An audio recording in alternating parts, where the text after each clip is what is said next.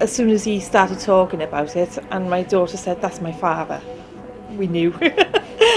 You haven't got any teeth either. All I know is that he had false teeth, and they were in water quite a lot on the side of his bed. Who went up behind somebody with a paper bag and exploded it behind them? He's a bit of a joker, so that's probably what he's referring to. He had a wicked sense of humour. Are you the one, please, that gets a bit fed up with the door at home keep opening itself? When he said that the door opens in my house on a regular basis and it was him, it didn't surprise me, and it does. He said he tried to come and join me twice. We were on our way somewhere, and we had a car accident. I was in the car with him, and they took a couple of hours to get him out of the car, and he nearly died in the car, and I would have thought that the next time he nearly died was in the hospital. So I would have thought it was the same accident, because it was a very severe one, and it was that, incident. After the break, you'll be joining me as I visit Llancaircvar Manor, one of Wales's most haunted places. And I'll be getting up close and personal with some one-to-one readings.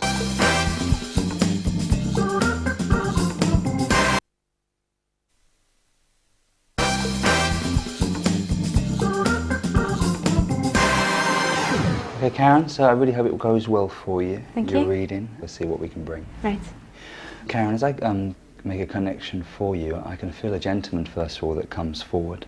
I know that your mother's father is in the spirit world, your granddad. Yeah. And I know he would have been a reasonably slim-looking character in the lifetime. My granddad Vic was a very tall, very slim man, but he was a very quiet man, very proud, and I was very proud of him. He'd fought for his queen and country for a long time.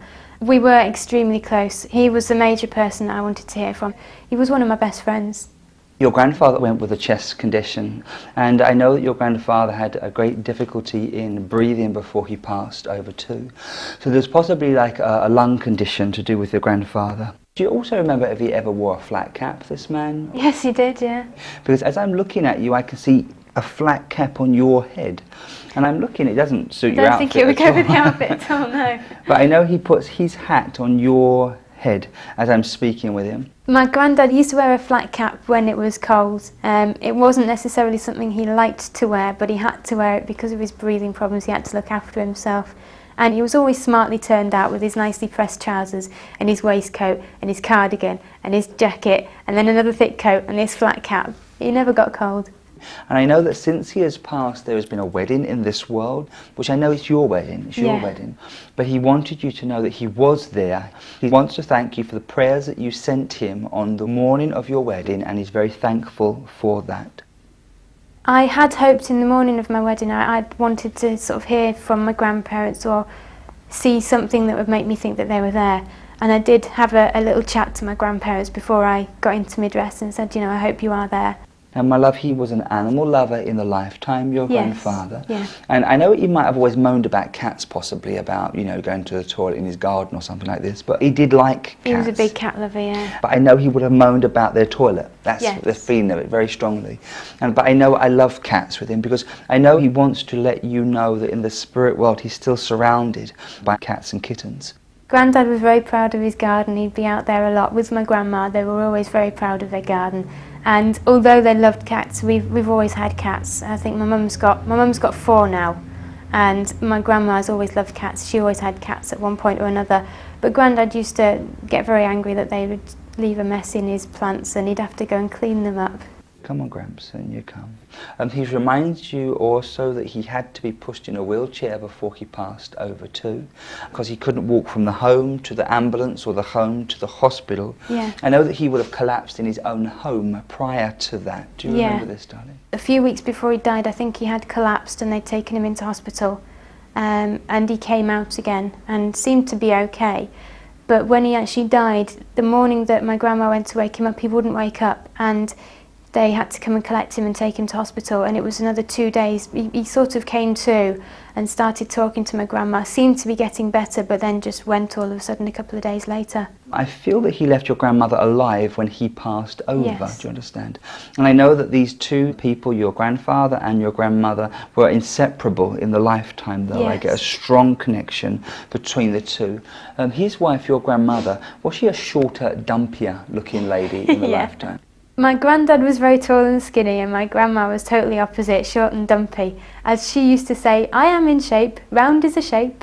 She was very close to my granddad, but she was also very independent, liked to have her own hobbies, her own friends. She used to go line dancing. I've got pictures of her on my rollerblades at one point when she was about 70 odd with me and my sister. She was very close to me, and I do miss her. Let me feel. Come on, Lodi. Let me feel us. Come on. My love, would you know whether she had in fact been diagnosed with a cancer before she had passed to the spirit? And do you know whether this cancer had affected the lower bowel area? Yes, it has. Very low in the body. It feels like low bowel cancer that I'm referring to. She started having stomach pains, and she kept going to doctors and they never found out what it was. Until my parents went to America and they'd cut my grandma open up and found that she had cancer in her lower bowel, her ovaries and her stomach. So we don't know whether it started in the ovaries and worked its way up or started in the stomach and worked its way down. And do you know whether she had passed at 25 minutes past 2 in the morning? Try afternoon. What time is it? About 2:30 it was, I'm sure. Okay. Double check this, won't you? I will, If I can yes. misinterpret my AM to PM, it's me, not her. She has to understand Yeah. that. They always get it right. They have to put it through the medium's mind, which is a problem, you see. We're better off without the medium, so it would be much easier. She knows about Anna. Anne. And does she also understand a Pat also, or a Patricia? That's my mum's middle name, yeah. Okay. My mum's name is Anne Patricia, so that's kind of a big nod to my mum from my grandma. They were very close as well. I don't want to give you a zillion names, but I also hear Helen or Ellen that she blends with as well. Not Eleanor. That was her name. Tony mentioned Helen or Ellen. I don't know if he maybe thought it was Eleanor. That was my grandma's name. When my grandma died, she left my mum some money, and with the inheritance, my dad was bought a Harley Davidson, which is called after my grandma, Eleanor. Remember when I talk about your mother, and then I talk about Las Vegas, with regards to your mum? Yeah. Is she going shortly? Is she She's on her way there now. When I got the phone call for this, they'd just set off. Otherwise, she'd be here with me today. That's good, isn't it? Yeah. I impressed myself then. Well done. Good day. But I know your grandmother only brings this because she wants to prove that she is here with your grandfather. I was very nervous about whether I would hear from my grandparents. They're the people I really wanted to hear from. Karen, I think that's pretty much what I've got for you. I do hope it's been okay for you. Yes, it has. I hope you've enjoyed Yeah, it. I have. And it's been lovely to see you. Thank you.